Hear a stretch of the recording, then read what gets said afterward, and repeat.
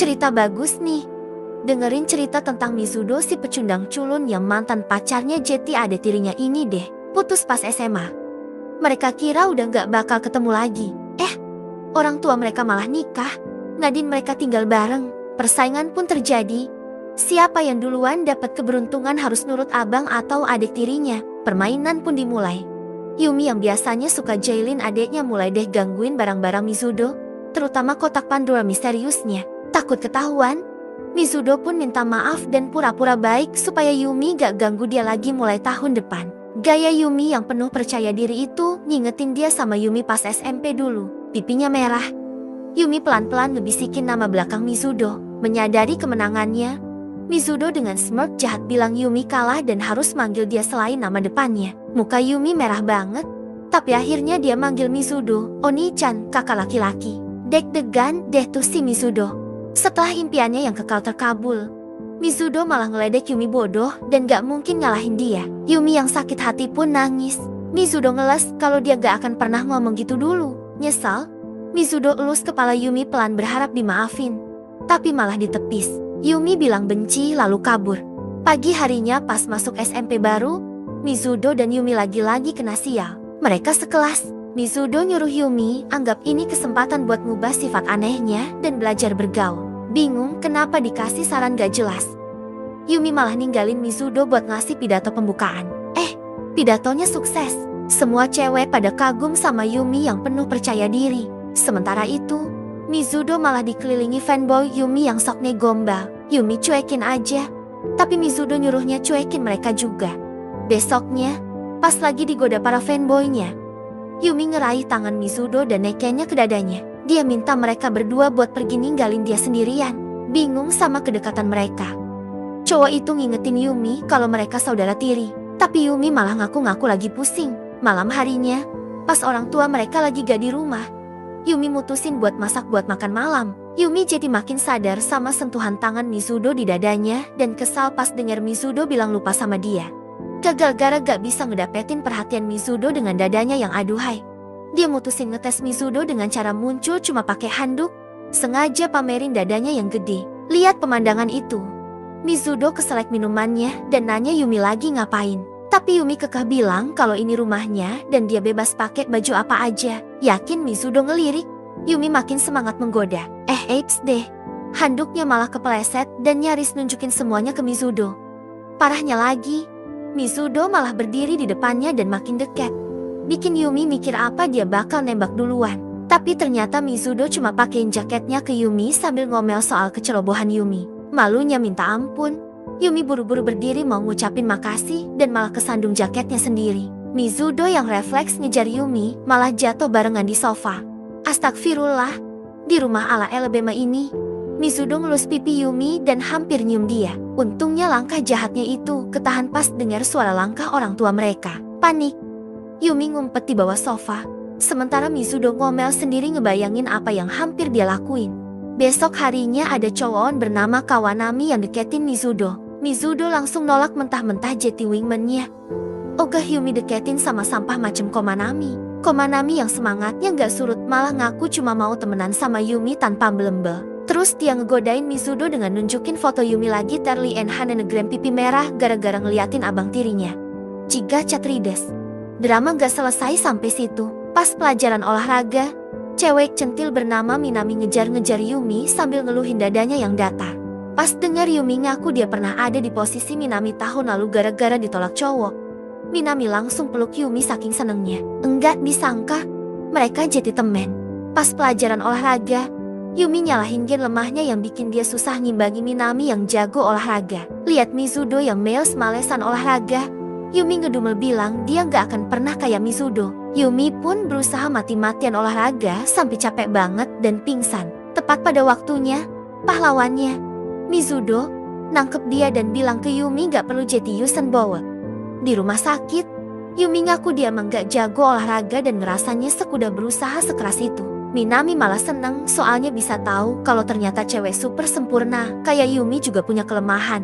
Walaupun awalnya malu, mereka berdua malah jadi deket dan panggil-panggilan nama depan. Besoknya, Yumi sakit dan Minami ngerepotin Mizudo suruh anterin Yumi pulang. Pas Yumi yang lagi linglung lihat Mizudo, dia malah ngeluarin jurus kejar-kejaran ala mereka pas SMP. Takut ketahuan masa lalu pacaran mereka, Mizudo malah dorong Minami ke depan. Yumi pun langsung bangun. Yumi makasih ke Minami udah jenguk dia. Yumi yang bawel tetap maksa masak bubur buat Minami dan paksa Mizudo bantuin dia. Di dapur, Minami nanya ke Mizudo gimana caranya nganter cewek pulang kalau ada Yumi. Mizudo sewot jawab pertanyaan Minami yang nyindir dia jelek dan kutu buku. Mizudo ngeles dia cenayang yang bisa baca wajah orang dan tahu kalau Minami baru putus cinta. Minami gak berhenti gangguin Mizudo yang udah risih. Buburnya udah jadi. Minami suapin Yumi pakai tangannya sendiri, bikin Mizudo bingung sama alur cerita ini. Pas Minami pamit pulang, dia balik lagi ke kamar Yumi dan ngaku cemburu soalnya bingung kenapa dia bisa akrab sama Yumi. Mizudo ngejelasin kalau itu cuma gara-gara Yumi yang supel. Yumi disuruh istirahat, tapi malah minta pegangan tangan. Yumi malu-malu ngasih tangannya ke Mizudo yang langsung ngelus dada Yumi sebelum Yumi ketiduran. Mizudo jadi teringat masa lalu mereka waktu masih pacaran dan ceritanya kayak di novel remaja. Setelah berjam-jam diperlakukan kayak anjing sama Yumi, Mizudo malah marah pas tahu Yumi pura-pura sakit. Astaga, gak nyangka serangan balik Yumi justru bikin luluh. Yumi malu-malu minta maaf dan bilang jangan pergi kemana-mana tanpa ngasih tahu dia. Mizudo yang luluh pun ngangguk dan senyum lembut ke Yumi sebelum balik ke kamarnya. Malam harinya, Yumi lagi merenungin masa lalunya yang kelam sebagai pengikut sekte Mizudo garis keras. Dia nyesel sama masa lalunya sebagai cewek bucin yang ngumpulin semua pemberian Mizudo di kotak harta karun rahasianya. Nah, malam ini dia ngalamin hal yang sama. Sambil megangi celananya, dia ngelawan hasrat femininnya yang muncul. Tapi hormon remaja yang berapi-api pun menang. Sebagai cewek berbudaya, dia pun mengendus-endus sesuatu. Yups, dia shock sendiri. Dia panik mikirin gimana kalau Mizudo tahu. Dia ngebayangin dihukum Mizudo, dicubit, dan dipaksa manggil dia Oni-chan. Anehnya, dia malah ngerasa gak terlalu keberatan. Tetap aja, dia mutusin buat ngembaliin imajinasinya yang macem-macem itu ke alam mimpi soalnya dia lebih baik mati daripada mimpi ngeresnya itu kejadian. Sementara itu, Yumi yang gak bisa diem ngintilin Mizudo dan nunggu dia ketiduran buat nyelin ke kamarnya. Pas dia mau pegang gagang pintu, pintunya malah kebuka duluan. Dan di sana ada Mizudo yang lagi pegang BH Yumi. Sama kagetnya kayak Yumi, suasana canggung pun menyelimuti mereka. Akhirnya mereka main sweet gamtan buat nentuin siapa yang ngaku duluan. Yumi yang kalah pun ngejelasin dengan ogah-ogahan. Dia bilang kalau dia gak terlalu peduli soal celana dalamnya yang jelek di hari biasa, tapi gak bisa ngontrol diri pas ketemu masa lalunya. Mizudo yang excited minta Yumi cerita lebih lanjut. Mizudo bilang mereka harus saling mengenal sebagai saudara tiri. Yumi pun ngakuin kalau dia masih nyimpen semua barang pemberian Mizudo pas pacaran di kotak harta karun rahasianya. Mizudo yang gak nyangka malah jadi ngeblush. Mizudo gak percaya begituan bisa bikin Yumi kepengen. Yumi ngeles bilangnya malah jijik. Giliran dia ngaku, Mizudo ngaku nemu BH Yumi di lantai kamar mandi. Belum sempet dia balikin, bapak mereka nongol dan BH-nya dibawa balik ke kamar Yumi. Yumi gak percaya dan malah khawatir Mizudo udah ngapa-ngapain yang aneh sama BH-nya. Kayak misalnya nusuk-nusuk cupnya. Mizudo ngebalas dan khawatir jangan-jangan Yumi juga ngendus-endus celana bosernya. Keduanya sama-sama nelan ludah susah payah dengar tuduhan itu dan langsung ngelak. Padahal sama-sama tahu mereka bohong. Yumi ngalihin pembicaraan dengan ngingetin kalau mereka udah melanggar peraturan kakak adik. Sebagai hukuman, Mizudo nawarin buat mereka saling ngikutin perintah yang gak melanggar peraturan dan Yumi setuju. Besok harinya, Yumi ngeliat Mizudo ngobrol sama cewek gak dikenal di kafe dan shock soalnya cewek itu mirip banget sama dia yang dulu. Dia nyoba ngorek-ngorek info soal cewek itu ke sekolah tapi gak nemu apa-apa. Sementara itu, Minami ngegodain Mizudo bilang cewek pemalu mana aja gampang jatuh cinta sama Riz Mizudo, bikin Mizudo bingung. Yang bikin tambah menderita, pas pulang ke rumah, Yumi nemu sepatu cewek dan langsung ngebayangin yang enggak soal Mizudo tidur sama cewek lain. Dengan sisa-sisa kewarasannya, dia foto sepatu itu dan ngelabui Mizudo buat nitipin barang. Pas sudah dengar suara langkah kaki Mizudo jauhan, dia langsung ngacir ke kamar buat ngegep cewek itu. Tapi malah kecewa ngeliat muka bego Mizudo. Sadar kalau langkah kaki tadi suara targetnya, dia buru-buru balik ke pintu depan. Dan sepatu loafernya udah gak ada. Dia nuduh Mizudo ngusir cewek itu pergi. Tapi Mizudo ngelak gak ada nenegram bawa cewek pulang.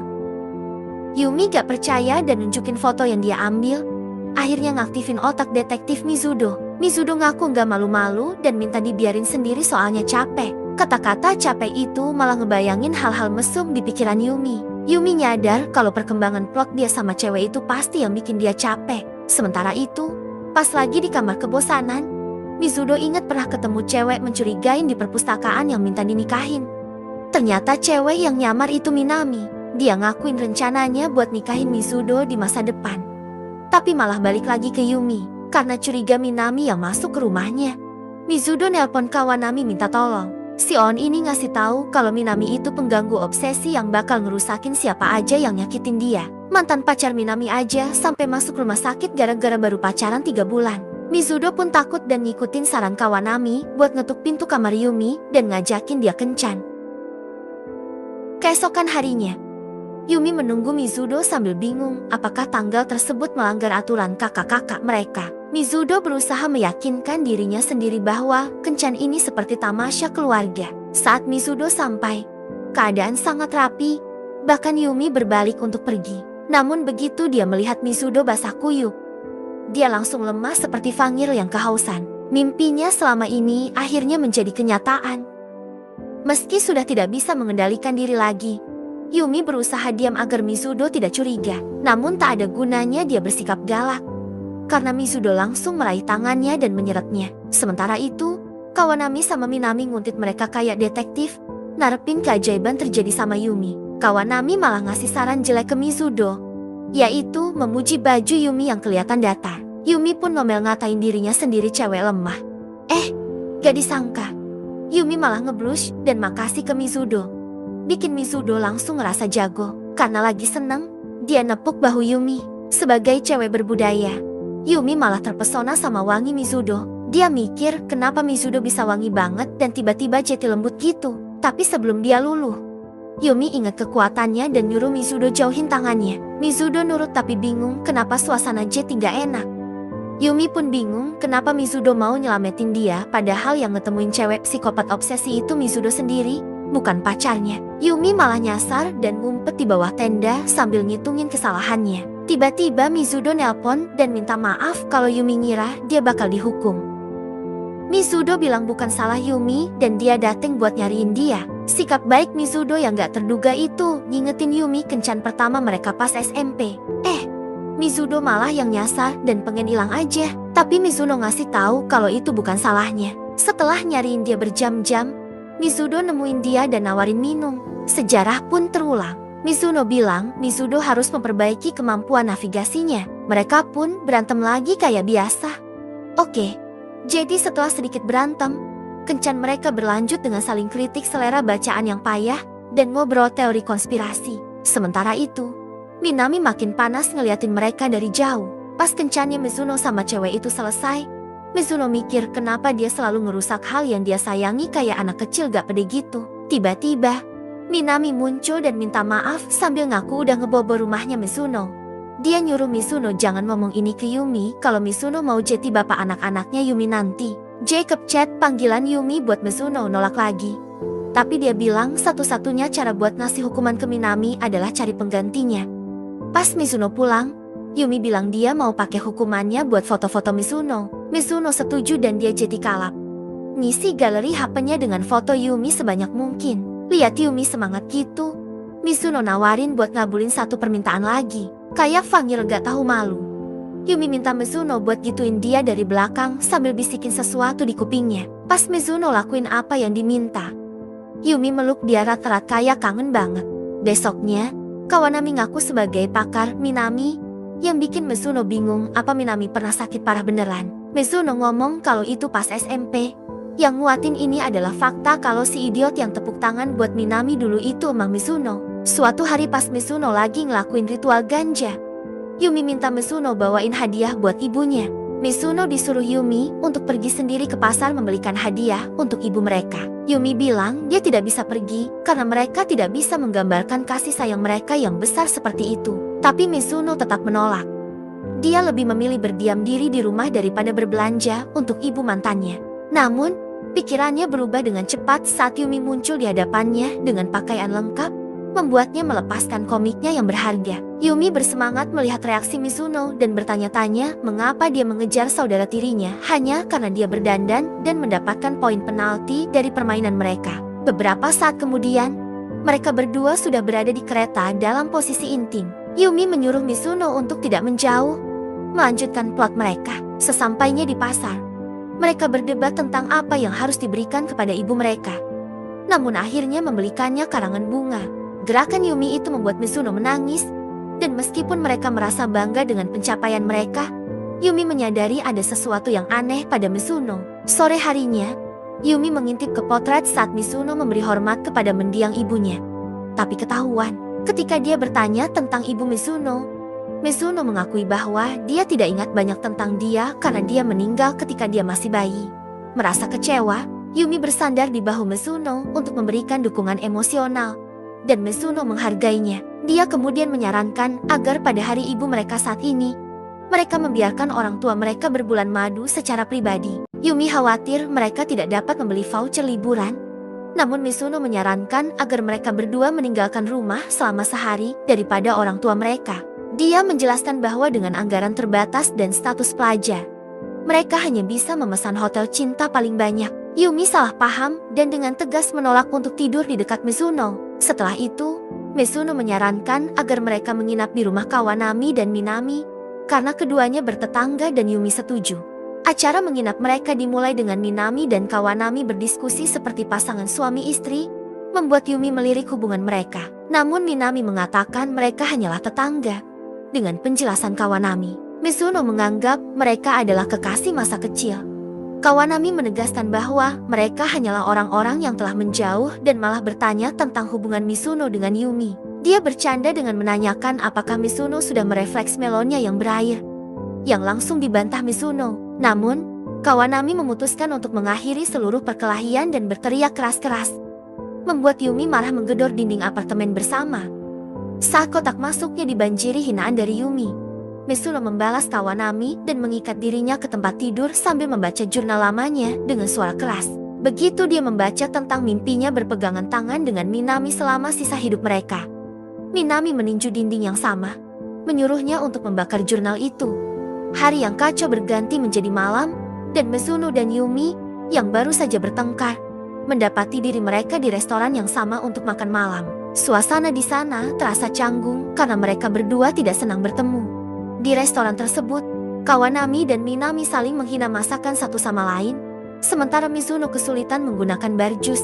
Yumi, yang melihatnya, menawarkan diri untuk membuatkan koktail untuk Mizuno. Dia menggoda Mizuno dengan mengatakan bahwa tidak mengherankan seorang kutu buku seperti dia tidak bisa menggunakan barjus karena dia tidak punya teman. Setelah kembali ke tempat duduk, Minami tiba-tiba mendekat pada Mizuno dan meminta dia untuk mengajarinya belajar untuk ujian tengah semester. Mizuno bingung dengan perubahan sikap Minami yang tiba-tiba ini. Minami kemudian mengaku bahwa dia hanya ingin membuat Yumi cemburu. Mizuno, yang tidak ingin kalah dari Minami, menyarankan Minami untuk mencari bantuan Yumi, yang menurutnya adalah kutu buku dan guru yang lebih baik daripada dia. Malam itu, Mizuno menghabiskan waktunya di kamar Kawanami untuk belajar. Kawanami merasa kesal karena Mizuno tidak belajar di kamarnya sendiri. Ketika ditanya, Mizuno hanya mengatakan bahwa dia tidak ingin kalah dari Yumi. Hal ini memotivasi Kawanami untuk belajar lebih giat agar bisa mendapatkan nilai yang lebih baik dari Minami. Di malam hari, Mizuno keluar ke balkon untuk mencari udara segar. Di sana, dia melihat Yumi yang sedang menatap bulan sambil bercosplay sebagai Kermit si katak. Mizuno terkekeh dan mengatakan bahwa Yumi terlihat lucu. Penampilan Yumi mengingatkannya pada interaksi pertama mereka saat berkemah bersama di sekolah. Yumi kemudian berbisik kepada Mizuno bahwa bulan terlihat indah. Mizuno terkejut karena Yumi masih ingat pertemuan mereka yang singkat itu. Dia kemudian bertanya kepada Yumi apa yang akan dia lakukan jika dia mengatakan bahwa dia telah mencintainya sejak saat itu. Namun, Yumi dengan jelas mengatakan bahwa semua itu tidak penting lagi karena mereka sekarang sudah menjadi keluarga. Dia kemudian bertanya kepada Mizuno apakah dia pikir orang tua mereka akan bercerai suatu hari nanti. Mizuno yakin bahwa orang tuanya akan tetap bersama meskipun hubungan mereka tidak harmonis. Musim ujian pun tiba. Yumi dengan sopan menolak ajakan Minami untuk pulang sekolah bareng. Si bodoh itu nggak ngerti kenapa. Tapi cewek lain ngasih penjelasan. Cewek itu bilang karena Yumi murid paling pintar di kelas. Dia harus belajar lebih keras daripada yang lain. Malam itu, Yumi bertekad buat dapetin peringkat tertinggi di kelas. Soalnya, menurut dia, peringkat teratas adalah tempat dia seharusnya berada. Ada alasan lain juga. Dulu di SMP, gara-gara Mizuno injak kertas ujian matematikanya, Yumi jadi belajar mati-matian supaya bisa ngalahin dia. Pas Yumi dapetin peringkat 1, Mizuno malah gak peduli. Yumi ngerasa kayak kutu buku menjijikan yang gak terlihat. Nah, lo tau nggak? Pas mereka ketemu di perpustakaan, lo ngomong kalau masuk akal dia dapat nilai tertinggi matematika karena dia otaku novel misteri. Hari itu, dalam hati Yumi udah nikahin dia dan gak pernah berubah pikiran. Malam itu, Yumi nemuin Mizuno lagi di ruang tamu. Mizuno lagi ngalamin yang dia sebut pengalaman spiritual. Yumi kesel lihat dia gak belajar. Mizuno ngeles pakai alasan dia nganggap dirinya dewa tak terkalahkan yang selalu kalah dari Yumi. Ini ngegasin Yumi. Mereka pun berantem. Saat berantem, Mizuno mikir gimana rasanya ngalahin Yumi. Sementara itu, Yumi bilang dia nggak bisa ngerasain perasaan itu di peringkat 2. Besoknya, setelah ujian, Yumi ngitungin nilainya. Dia merasa terancam sama kejeniusan Mizuno dan mutusin buat ngintilin dia. Yumi ngeliat Mizuno ngosongin satu pertanyaan di lembar ujiannya. Dia pun keluar ruangan sambil mikir apakah Mizuno sengaja ngelakuin itu biar Yumi dapat peringkat 1. Ibu mereka khawatir dan nyuruh Yumi berhenti ngelakuin hal kekanak-kanakan itu. Yumi bilang dia nggak mau diperlakukan kayak orang bodoh. Mizuno malah ngomong lebih baik mati daripada nerima belas kasihan Yumi. Marah besar, Mizuno nanya kenapa Yumi gak bolehin dia dapetin peringkat yang dia sendiri gak mau. Apalagi citra akademis itu kan Yumi yang begitu ngebet. Yumi ngebisik pelan kalau kelakuan kayak gini gak cocok buat dia. Abis ngomong gitu, Yumi langsung kabur sambil nangis. Mizuno langsung berlutut nyesal. Hasil ujian pun keluar. Mizuno peringkat 1. Mereka berdua peringkat 2. Mizuno malah bilang dia iri sama Yumi yang sekarang gak tertekan. Ini terbukti benar. Yumi ngerasa lega dan bingung. Kenapa Mizuno ngira kepribadiannya cuma soal nilai ujian? Dia nangis sambil mikirin Minami yang gak pernah manggil dia cewek bodoh. Yumi sadar dia gak bisa hidup tanpa Mizuno. Satu-satunya orang yang ngerti dia. Yumi nyari Mizuno di perpustakaan, tapi malah nemuin dia lagi sama cewek cantik baru. Ternyata cewek itu Higashira, yang dibilang Mizuno sebagai teman satu frekuensi dia yang introvert dan aneh. Mereka berdua menghabiskan waktu dengan membaca light novel dan berdiskusi tentang filosofi persahabatan. Selesai berdiskusi, Mizuno tiba-tiba meminta Higashira memakai kaos kaki. Yumi yang melihat mereka keluar perpustakaan bersama pun bertanya siapa cewek aneh itu. Mizuno meminta Yumi menjaga jarak karena Higashira pemalu. Melihat Higashira memanggil Yumi dengan nama depan, Yumi kesal dan pergi diikuti Minami, membuat Mizuno bingung. Sejak saat itu, sikap Yumi berubah. Dia menjadi baik pada Mizuno, sering membawakan barang dan menjalankan errands untuknya. Sikap Yumi yang berubah ini malah membuat Mizuno risih. Dia pun mendiskusikannya dengan Higashira, yang menyarankan agar Mizuno berbicara dengan Yumi. Mizuno pun mengenakan cosplay favorit Yumi dan mengetuk pintu kamarnya. Melihat Yumi, Mizuno terkejut. Degup jantungnya pun meningkat saat Yumi semakin mendekat. Yumi menempelkan punggungnya ke dinding saat Mizuno mengelus lehernya dan menggodanya tentang denyut nadinya yang cepat. Mizuno jadi kepikiran, apakah normal bagi saudara tiri untuk saling tertarik hanya karena memakai pakaian bagus? Pipinya pun memerah. Yumi menyuruh Mizuno berhenti dan bertanya ada apa. Mizuno bingung kenapa Yumi akhir-akhir ini bersikap baik padanya. Yumi mengaku cemburu dengan cewek baru Mizuno dan bertanya apakah boleh bagi saudara tiri untuk melakukan hal semacam itu. Mizuno menjawab itu menjijikan, tapi dia tidak masalah karena dia memang menjijikan dari awal. Besoknya, Yumi berteman baik dengan Higashira. Mizuno pun bercerita pada Higashira tentang Yumi yang mengira dia naksir Mizuno. Mendengar pengakuan Yumi, Higashira rasanya mau muntah. Dia bilang, sebelum hari ini, dia cuma pengen jadi cowok pas lagi datang bulan. Sementara itu, Yumi bernostalgia pas nembak Mizuno zaman SMP. Dia nembak pakai cara kuno, surat cinta. Dan setelah drama kelamaan, surat itu akhirnya sampai ke tangan Mizuno. Pas baca balasan surat cinta Yumi, Higashira malah kena serangan existential crisis. Tapi bagaimanapun, mereka jadian dan pacaran kayak anak bawang.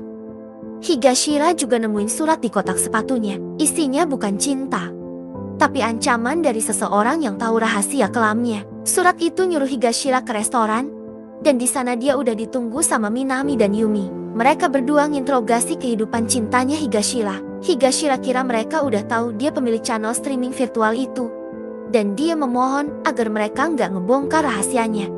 Ternyata yang mau ditanyain Minami cuma perasaan Higashira ke Mizuno. Higashira ngaku dia suka sama Mizuno, dan pengakuan itu bikin Yumi bingung. Dia nanya lagi maksud suka Higashira ke Mizuno apa. Bingung kan? Soalnya si kutu buku ini nggak ngerti bedanya suka sama cinta.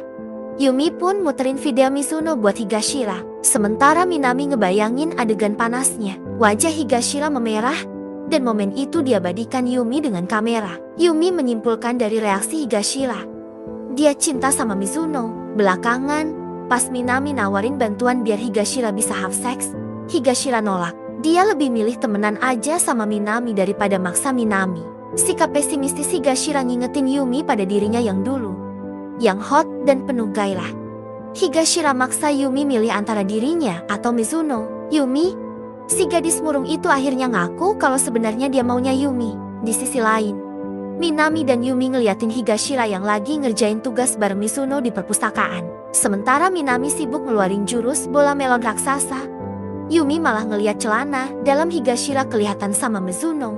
Tapi sebelum mereka mikir Yumi bakal nembak, Jigacat dengan santainya bilang ke Yumi kalau dia bisa lihat celana dalamnya. Yumi pun malu setengah mati.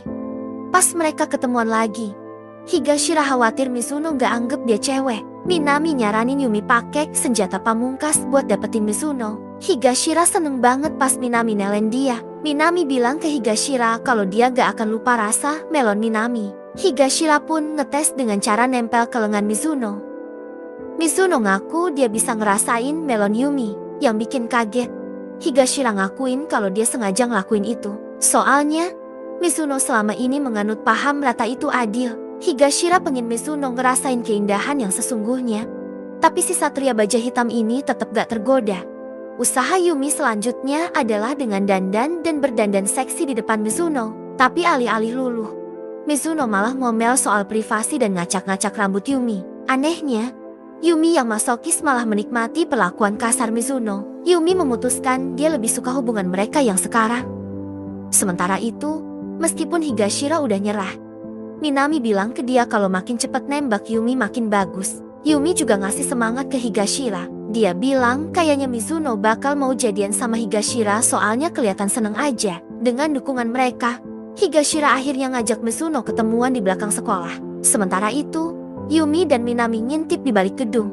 Pas Mizuno dateng, Higashira ngucapin terima kasih udah mau ketemuan. Dia bilang ke Mizuno kalau dia ngerasa bersyukur atas persahabatan mereka, kesabaran Mizuno, dan gak nganggap dia aneh. Yumi yang deg-degan nguping pas Higashira nembak Mizuno. Higashira bilang dia cinta Mizuno dan pengen jadi pacarnya. Tapi plot twist, Mizuno nolak nembakan Higashira. Padahal dia menghargai perasaan Higashira. Mizuno bilang dia terlalu simpel dan cuma bisa cinta sama satu orang yang selalu ada di pikirannya. Yumi pun langsung nangis. Ditolak Mizuno, Higashira balik ke zona pertemanan. Dia minjem buku dari rak Mizuno. Pas Mizuno gak ngasih, Yumi nyindir soal novel dewasa yang disembunyikan Higashira. Kesel, Mizuno mukul Yumi. Yumi malah ngegoda Higashira, bilang kalau dia pengen diperlakukan lebih lembut. Habis digituin, Yumi langsung ngasih senjata pamungkasnya ke Higashira dan minta maaf. Dia ngeles cuma mau minjem novel lama. Herannya, Mizuno malah kasih izin. Setelah itu, Yumi dan Minami ngajak Higashira belanja. Mereka bilang gak mungkin Higashira bisa nembak Mizuno kalau bajunya kayak montir. Mereka berdua yang bayarin baju baru Higashira. Aslinya, Minami punya udang di balik batu. Dia nyuruh Higashira pakai bajuku abis itu nyolek-nyolek Higashira. Tapi setelah lihat hasilnya, dia malah nyaranin Higashira pakai gaya baju yang lebih soft kayak Yumi. Sementara Yumi milih baju yang beda dari biasanya. Pas masuk ruang ganti, Yumi kepikiran masa lalunya yang kelam. Pas dia pakai baju cute buat kencan sama Mizuno dan berharap dipuji. Mimpi buruk Yumi soal masa lalunya yang masuk itu pun semakin menjadi jeti. Dia mutusin buat ngeluarin jurus barunya, yaitu pamer lakukan tubuh dengan baju barunya. Manami yang licik pun ngeliatin tingkah Yumi ini sambil terhibur. Sementara itu, Higashira didandanin sama persis kayak Yumi. Higashira mikir kalau dewanya, Mizuno, ngasih lampu hijau. Dia bakal nembak Yumi. Besoknya, Higashira nyampe rumah Mizuno. Orang tua Mizuno yang curiga pun bisa dikelabui Mizuno dan percaya kalau Higashira cuma temen. Pas lagi ngeliatin koleksi buku Mizuno yang bejibun. Yumi yang kayak detektif ngawasin gerak-gerik kakaknya yang berbudaya itu. Higashira malah mikir kalau dia udah nyerah ngejar Mizuno soalnya dia nggak tepuk tangan sekalipun. Mizuno setuju. Yumi yang gedek pengen tenangin pikiran pun ikutan baca buku. Tapi matanya tetap aja ngawasin lawannya. Yang bikin Yumi tambah sebel, pas Higashira selesai baca buku, dia langsung minta tolong pijitin pundaknya ke Mizuno. Alasannya, pundaknya sakit gara-gara beban berat melonnya. Awalnya Mizuno nolak. Tapi ujung-ujungnya dia nurutin kemauan Higashira gara-gara kesel digangguin di tempat tidurnya. Pas dipijit, Higashira malah ngeluarin suara-suara aneh kayak di novel yang baru dia baca. Kelakuan Higashira bikin Mizuno geram dan hampir ngeremuk tulang Yumi. Yumi yang udah gak tahan lihat kelakuan bego mereka berdua pun nuduh Mizuno dan Higashira pacaran diam-diam. Higashira ngotot bilang mereka cuma temen dan malah kasihan sama Mizuno yang punya adik gak tahu diri kayak Yumi. Yumi ngeles. Tapi Mizuno malah sibuk ngelonin kaos kaki Yumi kayak biasanya. Yumi pun tambah dongkol. Udah capek pura-pura bego. Higashira ngaku ke Yumi kalau dia sebenarnya masih suka Mizuno. Tapi perasaan itu lebih ke perasaan ke temen, bukan pacar. Yumi yang tersentuh ngingetin Higashira kalau dia juga temen Higashira. Higashira pun bingung. Yumi yang penasaran pun ngintip ke kamar Mizuno pas Yumi ke toilet. Dia nanya soal hubungannya sama Higashira. Mizuno bilang Higashira temen spesialnya. Gak terima. Yumi ngambek kayak anak kecil. Dia lepas salah satu kaos kakinya dan nyuruh Mizuno makein itu ke kakinya. Mizuno bingung kenapa Yumi ngebandingin dirinya. Yumi cuma bilang dia pengen ngelayanin Yumi kayak pembantu. Meski kekanak-kanakan, Mizuno turutin permintaan Yumi. Pas jari Mizuno mau nyentuh kaki Yumi, mereka berdua malah sama-sama pipi merah. Tiba-tiba, telepon Mizuno bunyi dan dia buru-buru ke bawah buat nolongin Higashira yang lagi diinterogasi orang tuanya yang kepo. Pas nganter Yumi pulang, Mizuno ngaku masih sakit hati ditolak Yumi. Makanya dia harus terus nenangin Yumi dengan baca buku bareng. Ini ngingetin Mizuno pas dia dan Yumi kecil yang suka baca buku bareng. Disadari Mizuno, dia dan Yumi gak mungkin cuma berteman kayak dia sama Higashira. Musim panas SMA, Yumi dan Mizuno udah mau lulus. Mizuno ngajak Yumi ke rumahnya. Bahu mereka bersentuhan pas Mizuno duduk di sebelah Yumi di tempat tidur. Suasana pun jadi panas. Muka mereka semakin dekat dan Yumi merem berharap dicium. Tapi Mizuno malah ngambil buku. Bikin Yumi kecewa. Mereka baca buku sampai berjam-jam. Pas Yumi natap Mizuno dengan tatapan penuh tekad. Mizuno malah manyunain bibirnya lagi. Tapi gak jadi ngelonin Yumi. Pas nganter pulang, Yumi kepikiran kenapa dia gak pacaran aja sama Mizuno. Ternyata, Mizuno juga kepikiran hal yang sama. Dia nyesel udah gak ngelonin Yumi pas itu. Di tahun ketiga, Yumi bete sekelas gara-gara beda kelas sama Mizuno. Dia takut dijauhin Mizuno. Tapi Mizuno ngeyakinin Yumi kalau mereka tetap bakal ngerayain hal penting bareng kayak Natal. Mereka pun janjian.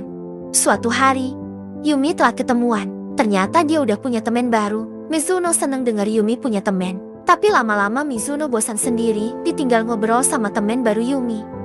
Suatu malam, pas Mizuno baru tahu dia bakal pindah sekolah, dia ngomel ke Yumi dan bilang gak peduli sama temen Yumi. Tapi dia nyesal dan janji bakal minta maaf. Besoknya, Yumi ninggalin temennya buat ketemuan sama Mizuno. Tapi pas nyampe, dia malah lihat Mizuno lagi deket-deket sama cewek lain. Pas cewek itu pergi, Yumi langsung ngomel ke Mizuno. Mizuno langsung minta maaf atas sikapnya kemarin dan ngaku cemburu. Parahnya lagi, Mizuno malah nuduh Yumi selingkuh. Padahal itu cewek baru yang baru pertama kali diajak ngobrol sama Mizuno. Yumi gak percaya dan pergi ninggalin Mizuno. Beberapa hari kemudian, mereka gak sengaja ketemu di perpustakaan umum. Mereka berdua lagi nyari buku yang sama. Mizuno ngalah dan ngasih Yumi buku itu. Dia juga minta maaf atas kelakuannya kemarin dan pengen balikan sama Yumi. Yumi setuju. Tapi pas lagi jalan pulang, Yumi sadar mereka gak jalan beriringan kayak biasanya. Mizuno malah ngomel soalnya Yumi gak minta maaf. Yumi jadi ragu ngajakin Mizuno ke festival musim panas. Dia pergi sendirian dan kepikiran apa mereka beneran bisa baikan. Liburan musim panas pun mereka lewatin tanpa ketemu dan gak kontakan sama sekali. Termasuk pas hari Valentine dan Natal. Padahal mereka berdua saling kangen. Pada akhirnya, Mereka resmi putus pas kelulusan. Hidup emang lucu, 2 minggu setelah putus. Mereka malah tahu kalau mereka sebenarnya saudara tiri.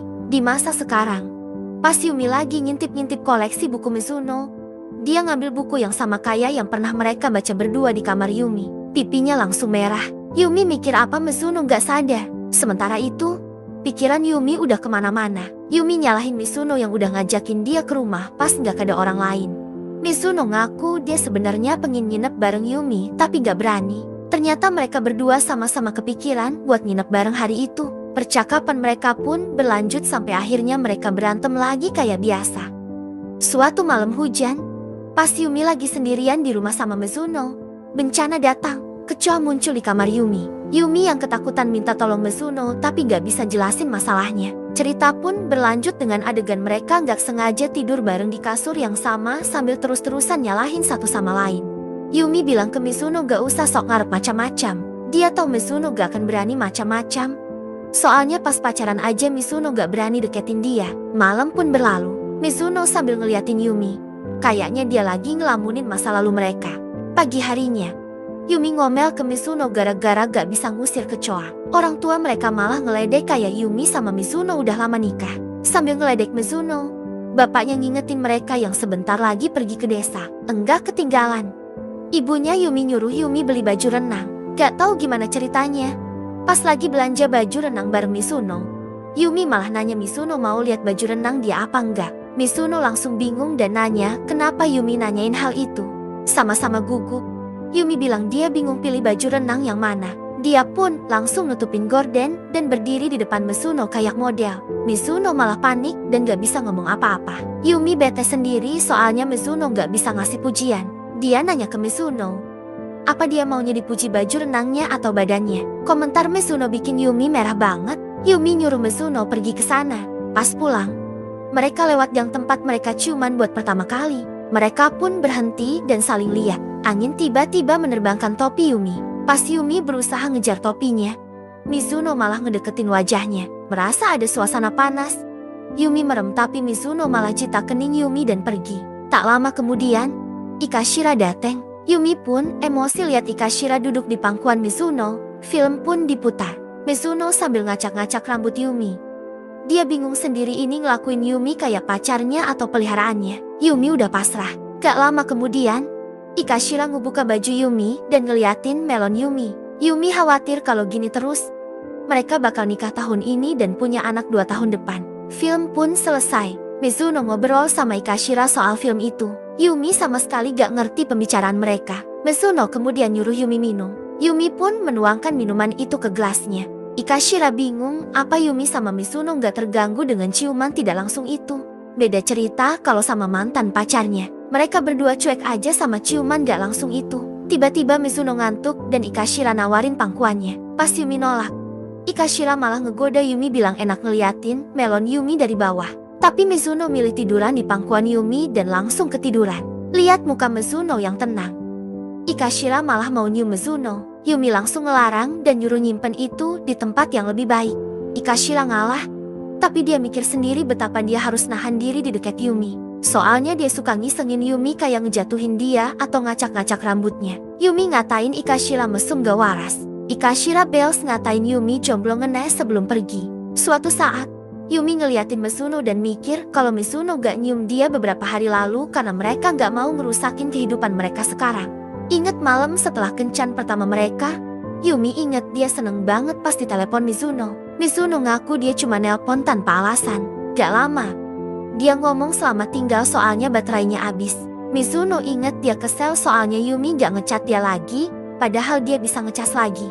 Di masa sekarang, pas keluarga baru Irido ngunjungin desa tempat tinggal Mizuno, seorang nenek nyamperin Yumi dan nanya apa Yumi sama Mizuno baik-baik aja. Pas itu juga, seorang gadis SMA bernama Madoka ngenalin dirinya ke Mizuno dan adiknya, Chikuma. Madoka ternyata naksir Yumi. Buat ngebahagiain Yumi, Madoka ngajak Yumi ke pesta di pinggir sungai dan nyaranin Yumi pakai baju renang.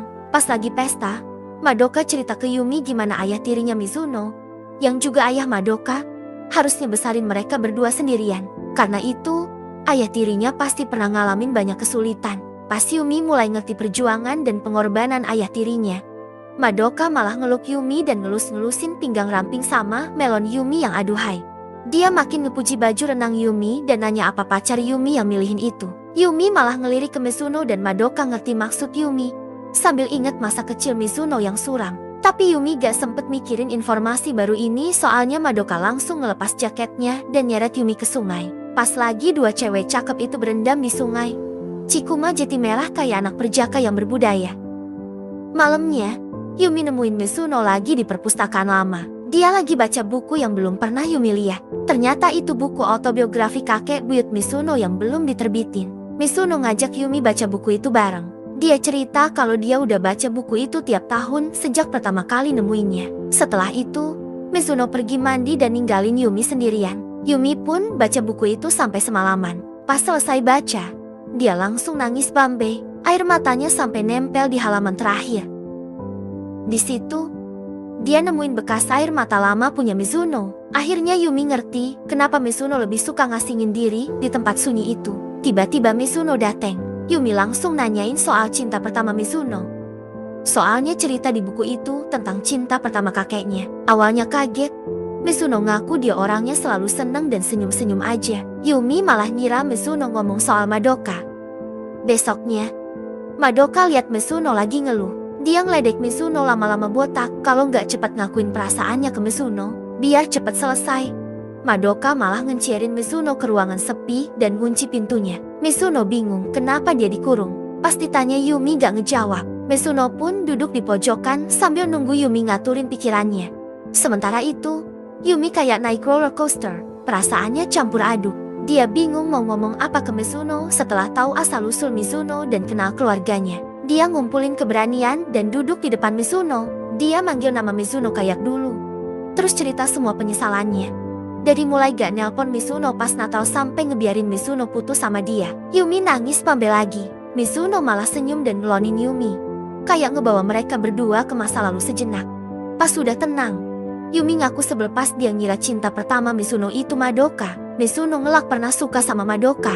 Dia malah ngeledek Yumi bilang kalau dia ngomongin Yumi terus selama ini.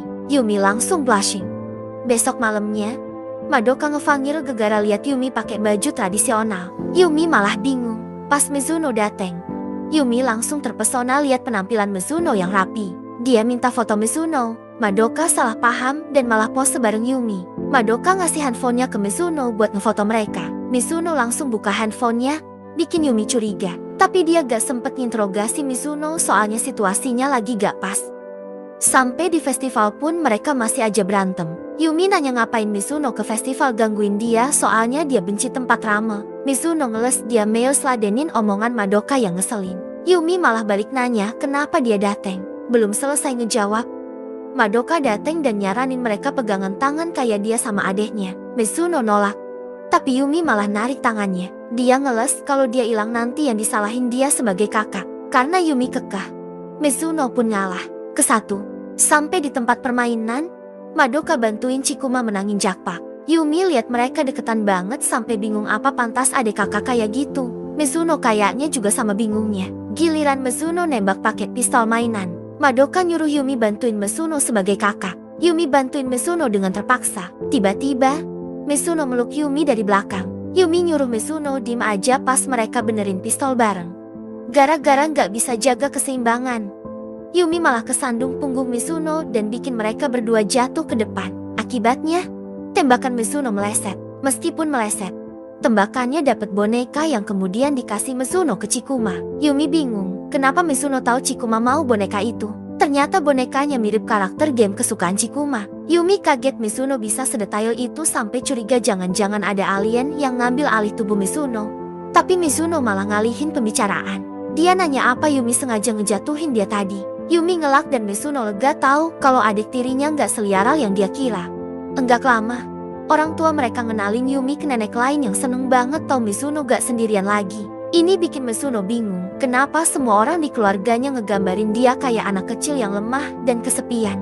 Belum sempet nanya, mereka sadar kalau Mizuno udah kabur entah kemana. Madoka ngasih tahu kalau Mizuno ngilang kayak gitu tiap tahun sebelum kembang api nyala. Akhirnya Yumi mulai ngerti semuanya. Ternyata Mizuno bukan benci atau cuekin keluarganya. Dia emang orangnya lebih suka sendiri. Dia inget omongannya ke Higashiro dulu. Dia sadar selama ini yang dia ceritain cuma masa lalunya yang kelam. Makanya dia nelpon Higashiro pas hari ini 2 tahun lalu. Sementara itu, pas lagi tiduran di kuil, Mizuno ngerasa kayak ada lubang kosong di hatinya. Kayak tokoh utama di novel distopia. Dia ngerasa lebih dekat sama dunia fiksi daripada dunia nyata. Sampai akhirnya dia ketemu Yumi. Dia ngerasa kayak makhluk rapuh yang bisa hancur kalau gak dipegang Yumi. Buat pertama kalinya, ada orang yang ninggalin jejak di hatinya. Lebih dari yang pernah bisa dilakukan buku. Pas Yumi datang ke kuil, Mizuno nanya apa Yumi datang buat ngeledek dia yang gak bisa bersosialisasi. Yumi bilang dia emang tahu Mizuno pecundang. Yumi duduk di sebelah Mizuno sambil inget pas Mizuno nelpon dia pas musim panas. Sadar nelpon Yumi dari tempat ini. Mizuno sadar kalau dia beneran cinta Yumi. Dia bingung kenapa dulu dia mau pacaran sama Yumi. Yumi nyalahin takdir dan bilang kalau dia ketemu Higashiro duluan. Mungkin hati Yumi udah keburu penuh sama Higashiro. Tapi karena yang dia temuin duluan Yumi, maka hatinya sekarang dan selamanya buat Yumi. Kembang api meledak di langit. Mizuno lihat itu dan mulai nangis. Yumi nyium Mizuno dan bilang bakal ngeroyok siapa aja yang mau ngambil tempatnya di hati Mizuno. Mizuno bengong lihat Yumi. Liburan mereka pun selesai. Mizuno ngenalin Higashira ke yang lain. Ini malah ngebuat Kawanami ngamuk. Dia nggak percaya Mizuno pernah temenan sama cewek cakep walaupun sebentar. Dia nuduh Mizuno ngefans berat sama Higashira. Sebaliknya, Higashira bilang Kawanami penguntit yang ngaku-ngaku temen Mizuno. Kawanami langsung cekik Kawanami dan nyuruh dia jaga pikiran joroknya. Yumi dan Mizuno cuma liatin mereka berdua sambil ngatain-ngatain. Hidup mereka sebagai saudara tiri pun berlanjut. Mereka berdua mutusin buat ngelanjutin hubungan mereka. Tapi kali ini tanpa beban masa lalu. Akankah orang tua mereka cerai biar mereka bisa pacaran? Buat ngelabui pembaca palsu, ketik RIP Mizuno di komentar. Jangan lupa like dan subscribe channel ini ya. Sampai jumpa di video selanjutnya.